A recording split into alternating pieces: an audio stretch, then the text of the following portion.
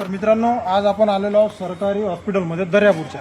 तर मित्रांनो मी आता गाडी घेऊन आलो होतो, माझ्याच्यात एकदम असा श्वास घाबरून आलेला पेशंट होता एकदमच। लगेच आम्ही ताबडतोब तेल आणलं आणि इथून पाहू शकता तुम्ही, हा रस्ता आहे दवाखान्यात चढायचा। तर इथं एवढ्या जोरात ऊठ लागते की याच्याजवळ एवढे पैसे नाहीत की इथं समजा रोडला स्लूप मारतील किंवा पेशंटला समजा गाडी वर जाण्यासाठी।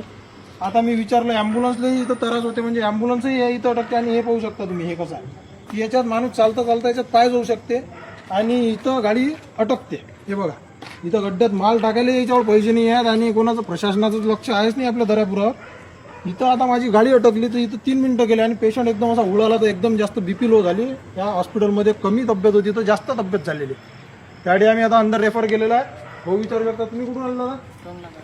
तोंगलाबादून आलेले आहेत भाऊ। काय पेशंट आणला आहे?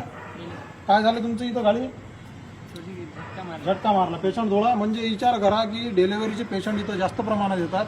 गाडी एकदम धडकन जोरात खाली वर होते आणि थोडीशी, आता आपण तो अकोल्याचा व्हिडिओ पाहिलाच आहे, मग तिथं कसं आहे सर्व लीडर लोक गेले तर थोडा जर इथंही जर थोडा प्रेशर लागला तर आमचं हे थोडं काम होऊ शकते।